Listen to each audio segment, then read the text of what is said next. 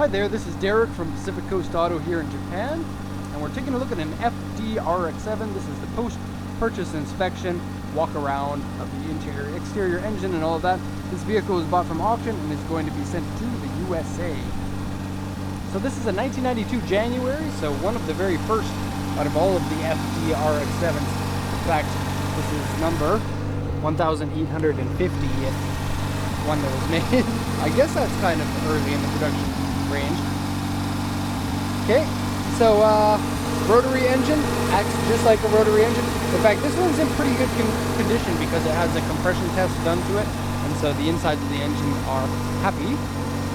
It does run kind of fluctuating RPM, which is kind of a normal thing for these RX-7s to do, but the engine feels like it's running a little bit higher RPM than it normally would.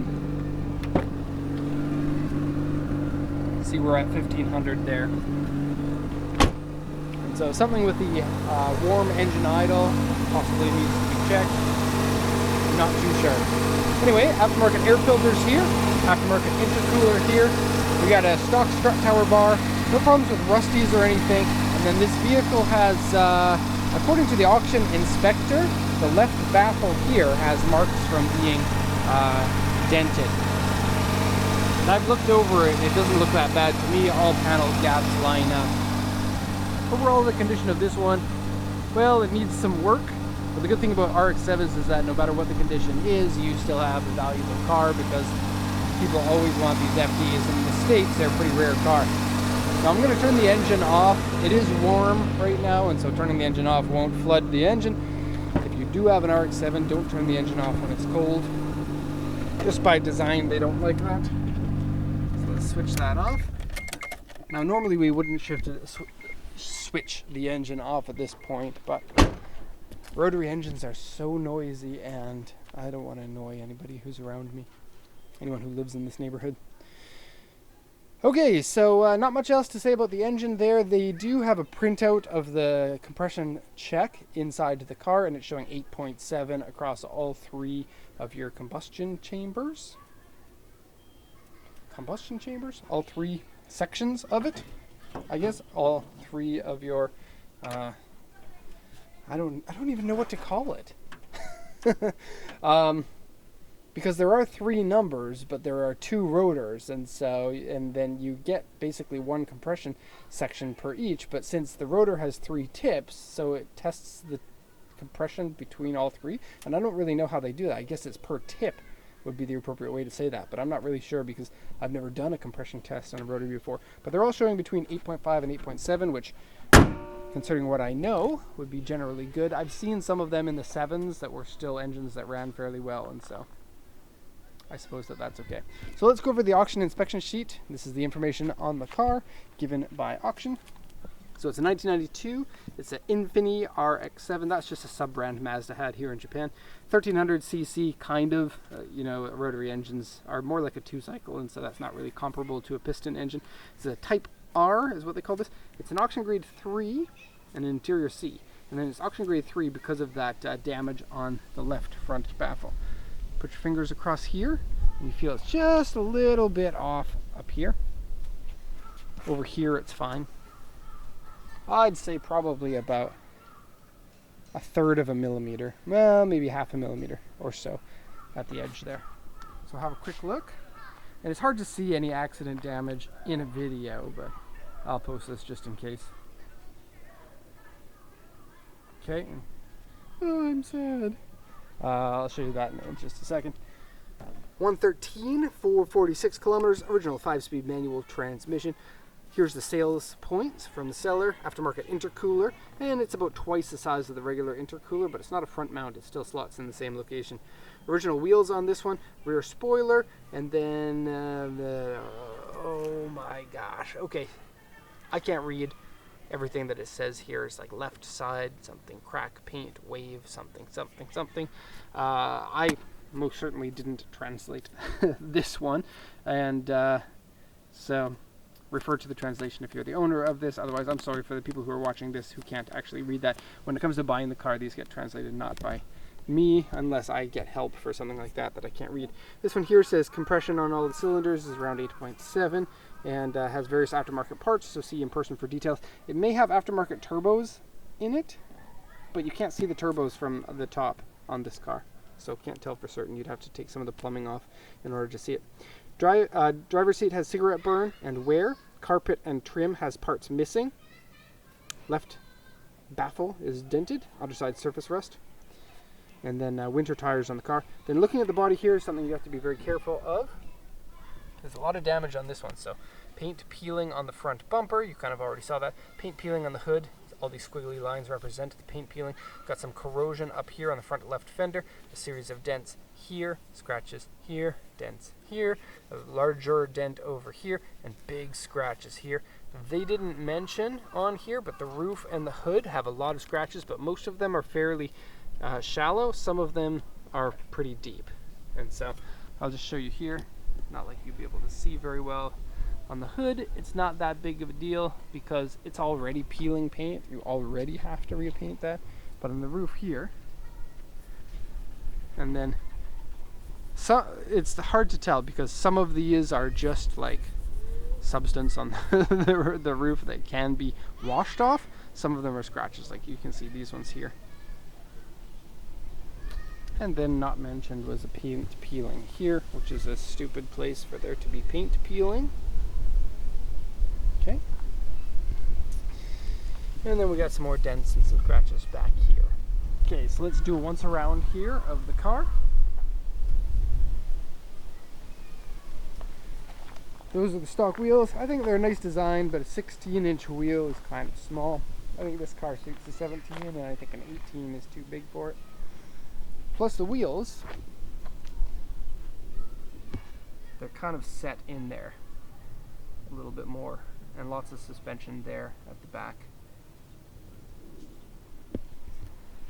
Okay, being an early model, you have the early model rear wing, and you have the early model front bumper.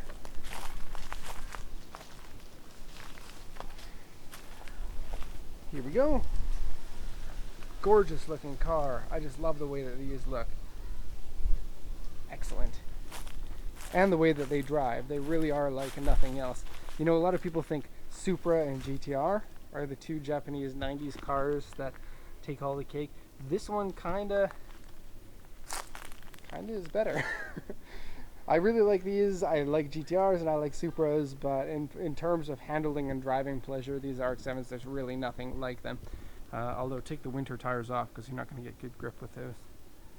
Okay, so damages. Let's do a close-up of those. So front bumper used to have an aftermarket lip on it that has been removed, so you can see kind of the paint peeling around there. As well, the paint is peeling up here, and it's peeling so much that you can see the actual plastic that the bumper is made out of. I put the headlights up, and the retractable headlights do work, and so no problems there. Here's the rust. There's a tiny bit here, here, and here, and here. So they call that C1. On the other side, there is rust, but it's surface stuff, and so it's not really that big of a problem, but it's cracked paint here. Looks like that tire had touched the fender at one point. Okay, we're kind of missing this piece here, but it came with the car, but the clips are broken, so that doesn't work. Okay, let's see the damage here. Peeling paint. Peeling paint. And so it just needs a new paint job on there. We got a series of dents along here. Have a close look. I don't know if you'll be able to see that.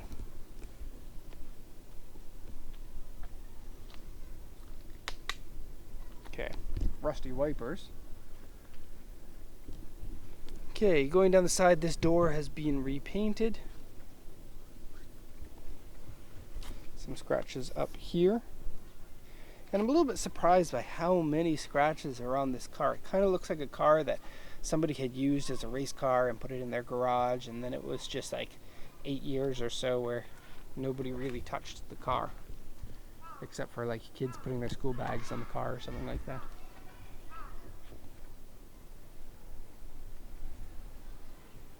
A lot of people looking for these cars, not an awful lot of people buying them. And compared to most other cars that you can buy from Japan, I find that these ones are a little bit harder to purchase. Prices are a little bit higher, so that excludes a lot of the people who are looking to buy. And then conditions are really hit and miss, especially with the rotary engine and compression issues. And when they have compression issues, then it's a rebuild, and you never really know. You can have a high compression 180,000 kilometers, or you can have low compression with 60,000 kilometers. It really matters how well it was kept, and you don't really know that until you do a compression test. And so compared to a piston engine, they damage themselves much more when they run out of oil, and they run out of oil faster because they use oil when they're running. They squirt oil into the cylinders to keep it lubricated in the same way as a 2-cycle does. Okay, so remember on the auction sheet it said the interior pieces have been removed. So it's missing one piece from the inside of here. It's going to drive everyone nuts. Let's take the key out. Keys down. So this trim piece came with the car. Actually, a lot of the trim pieces came with the car, but the rear carpet didn't. And so those can be sent to the buyer and put back into place if you want. Interior is tight. If you're over 5'10", it might be a little bit uncomfortable.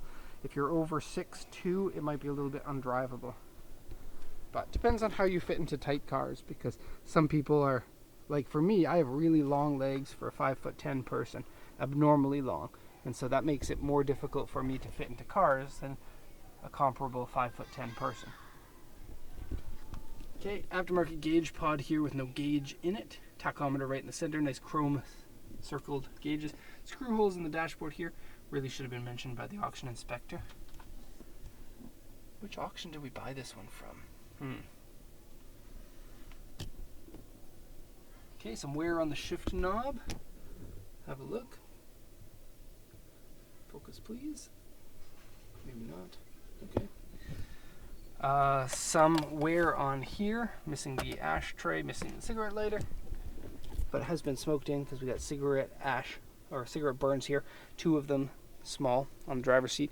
Otherwise, the driver's seat condition is rather good. Missing carpet in here, and missing this kick panels here and here. No, this one's here. Missing a kick panel there and on the passenger side on both sides. But those ones also come with the car. You may have seen the pile on the floor. Okay. Wow, that's not tight in there. Okay, that's not bad. It comes with some carpets up there. I suppose you could put those carpets over top of that if you don't want to go get yourself a new carpet for the car. Just finished watching all of the B is for Build RX-7 videos, and so when I look at this car I just think maybe we should send this car to him. Maybe he would like to do an RX-7 again. And he totally got me. If anyone who watches B is for Build YouTube channel, it's really good. He got me with the, he did an M5, and then he's like, I got my new project, it's an M5. And then it turned out it wasn't. Well, sort of wasn't. Anyways, I kind of got sidetracked there. Condition-wise, the vehicle needs some things here and there. I think that it's not too far gone. I think with a little bit of time and some care put into it, and some new paint in some areas, put all those interior bits that are over there, there's a whole bunch of them, put them into the car, and new carpet, new paint in some places, and I think that you could be pretty happy. But a little bit disappointing about the condition of this one, because really the auction sheet should have been a little bit more clear on the condition of it.